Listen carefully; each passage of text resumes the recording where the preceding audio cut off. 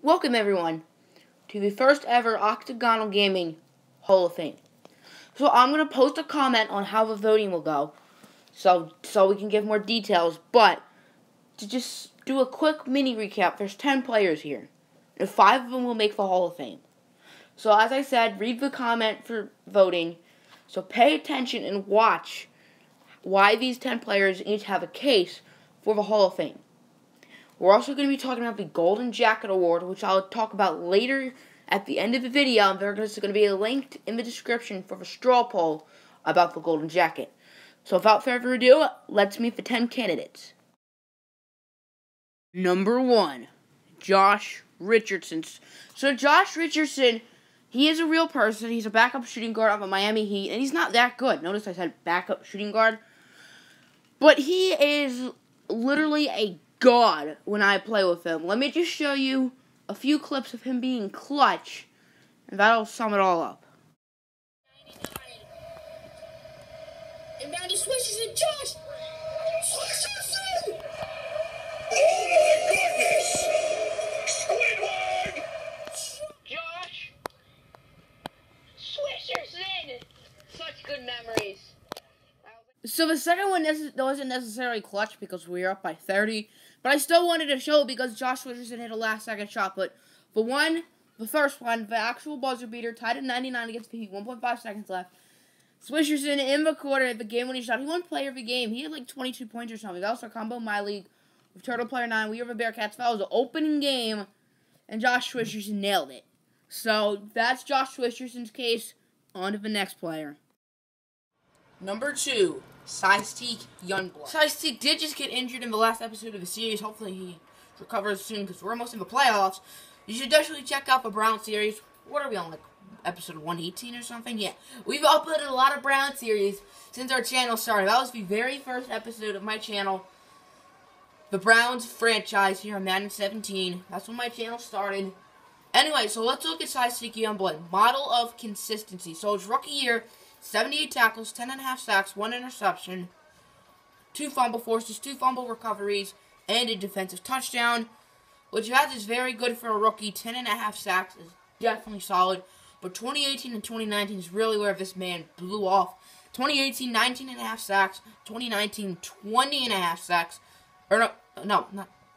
2018, 19.5 sacks, 2019, 20.5 sacks, 2018, 4 interceptions, fumble forces. He had 1 in 2018, he had 3 in 2019, and he had 3 safeties in 2019. And he had a defensive touchdown in 2018. And 2020 so far in the first 13 games, well, 12 games. No, 11 games, my goodness. Because he technically did not play at all last episode because he got injured the opening kick return. 57 tackles, 9 sacks, no interceptions. So, I mean, he's not having as good of a year, 4 fumble forces. But he's on a stacked front 7. Denzel Yancey's been getting a lot of sacks. Marvin Fulcher, Aaron Donald, Emmanuel Ogbah, Harry Lindsey. So just remember that. Let's look at a Seistic play. They're only losing by 1, but if the game ended, they would lose it. Seistic Youngblood! Number 3, Humberto Fuente. If you didn't watch my White Sox episode today, we did get Mookie Betts, which you may have saw. We also got another player, which I don't want to spoil. But anyway, the 5'7" Humberto Fuentes, 189 pounds, doesn't seem strong. He's only 21 years old. So as a 20-year-old, hit 293, 29 home runs, 85 RBIs. Remember, he's 5'7", 189 pounds, hit for 293 batting average, and in 6 games this year, he's hitting 346 with 4 home runs and 6 RBIs. I haven't showed a game yet. I only played one of those 6 games, which was opening day. That shouldn't spoil anything, how dominant he's been, and he's only 21. And he's already looking like a very key player to this team. The only thing is we've barely had him, like, on this channel. So that's, like, the thing, like, should he get in? So if he does not get in this time, don't be surprised if he reappears, like, the next Octogonal Gaming, like, Hall of Fame, like, new group of people, I guess. White Sox. As the next batter, Humberto Fuentes, they went high, deep. Just there, is that foul? Is that deep enough? Well, both. It goes off of the foul. Number 4, Nino Wortham. Alright, we got the 2 sports star, Nino Wortham here. So we're going to be talking about his baseball career first in my Road to the Show series, which is one of my most exciting series. I know you guys all love it. So currently in his career, he's played in a total of 39 games. He's hitting a 404 batting average with 15 home runs, 42 RBIs, and that's a few episodes ahead. I've already done like a few. I think it's only like one episode, so I don't really. I hope that doesn't spoil anything. Hopefully it doesn't. But he's an 80 overall. Technically, he's like a 93 overall with his equipment. Let's look at a Nino bomb. Videos is gonna be Nino in a Rays uniform. That's high. Is that gone? No, it's out. Wait. That might be gone. Go! Oh, God! There's more to Nino Warven than just for Road to the Show series. He is a cornerback in my Brown series. For Road to the Show, I want to do someone in one of my series who's not real, and I chose Nino Warven because right before MLB The Show came out, we had the Season 4 Super Bowl. He had like 3 or 4 picks, literally. So in his career for Browns, I believe we got in the 2018 draft. So we've only had him for 2019 and 2020. He's had a career 5 picks in the regular season, which isn't a lot. Isn't crazy. 68 and 49 tackles respectively. 1 fumble force each year. 1 defensive touchdown this year. But the playoffs last year, he had a lot of picks in the conference championship game, and he had like 3 in the Super Bowl. 2 pick sixes. So let's look at a good Nino memory.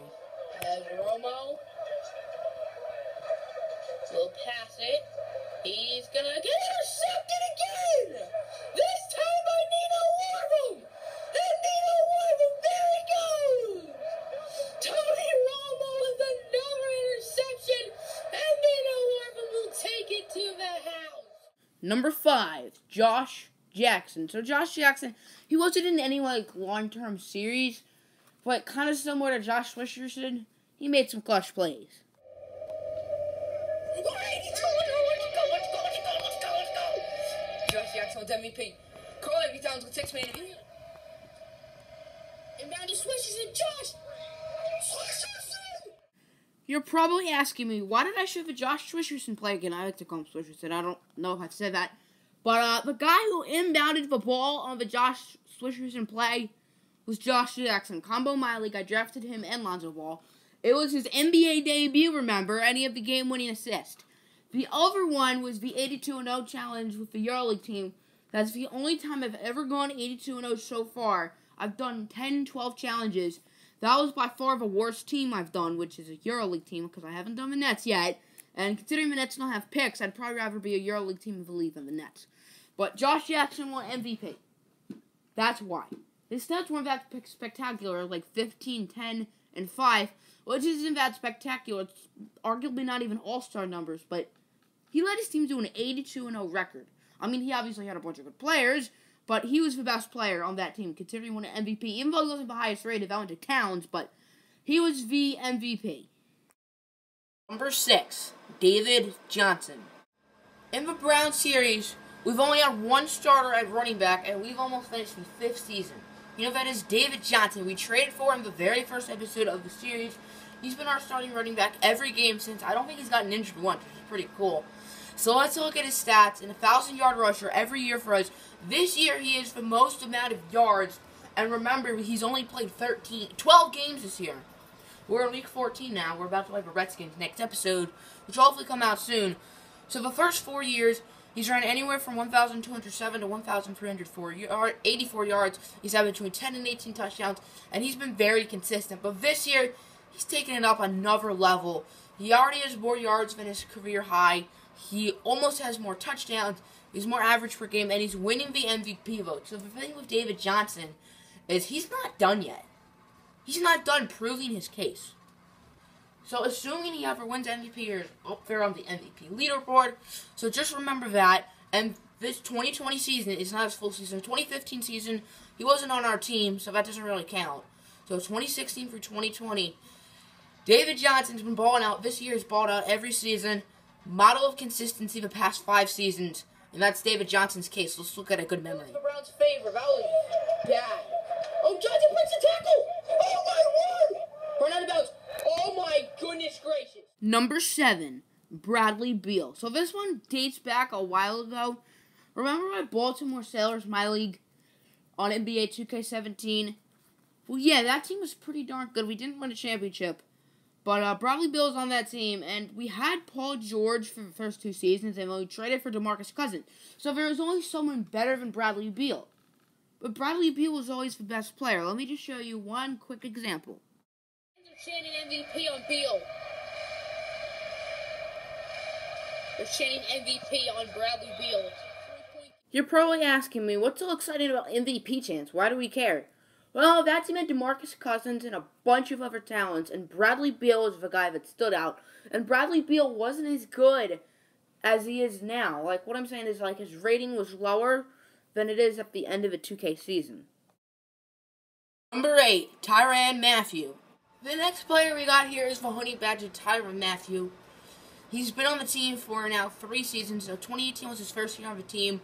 117 tackles and 3 interceptions. The year after that, 106 tackles, 6 picks, and then his first season starting at corner for us after 13 games, 63 tackles and 2 picks. But we've gotten like no picks this year, and I keep turning up the slider. I don't know why, but his stats have been consistent with the team. He's had career years in tackles, career years in interceptions, and obviously, let's go to this memory. Because if this Browns defense sacks them, it's 4th and 9, and the Chiefs aren't going to get any points.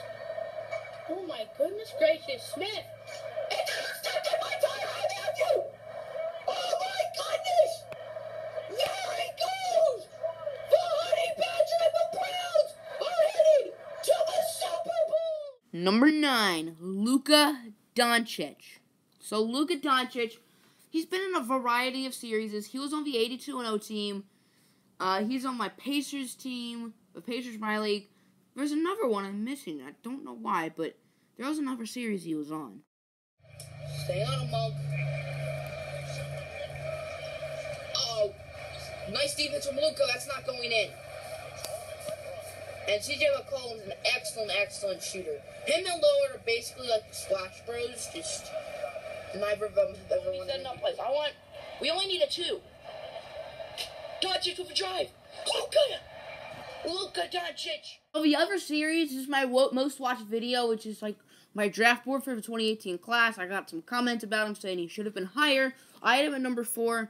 So, thank you, Luka Doncic, for that. So, that's the other thing. And those plays, those were clutch plays, but the Blazers game, Luka Doncic scored 35. And the game against the Raptors, Luka Doncic had, 20 and 12. He had a double-double. And last, but certainly not least, Corey Coleman. So the last player we will be discussing today is Corey Coleman, the young wide receiver in real life for the Browns and in the series as well. So he's developed really well. He started off at a 78, 79, and now he's a 95. His catching was very low. Now it's at a 93. And look at his career stats. All of these years he was on this team. So his first year as a rookie, 115 catches, 1,948 yards, which is 22 yards shy, I believe, of Calvin Johnson's receiving yard record for a season. And remember, Corey Coleman got injured the second to last week against the Chargers late in that game, which we lost. We won 3 games that year. Corey Coleman got injured, so he could not play the last game. And if he did, he probably would have gotten 22 yards. Then the next year, we added Barry Davenport. He had 18 touchdowns or something, so Corey Coleman's stats went down a little. 102 catches for 1,893 yards and 9 touchdowns. This season, we added Linval Boyett, and he had 114 receptions for 1,778 yards and 6 touchdowns. And then last year, he only had 72 catches for 1,187 yards, but we added Odell Beckham. So it's a stacked receiving core. There were injuries with Moses Cody that have always plagued him throughout his career. So Corey Coleman hasn't always been with the best quarterback, whether it's Moses Cody or Cody Kessler. Right now in this series, Moses Cody just got hurt again. So his stats went down, and this year, this is after 13 games, 50 catches for 835 yards, and only about 70 yards per game. Same with this year. However, especially the first 3 years, and he's always been on the team, he's always been consistent. So that's Corey Coleman's case for the Hall of Fame. And let's show one clip of a great Corey Coleman memory. 20-yard line. So then 1st and 10 on the 20 for Rents. Would find an open Corey Coleman. And, Corey Coleman. Before we leave today, let's discuss the Golden Jacket Award. Now, the Golden Jacket Award is basically like the MVP. Out of all the players making it to the Hall of Fame, this is the one who stood out the most. So I'll discuss it more in the comments, so make sure you vote.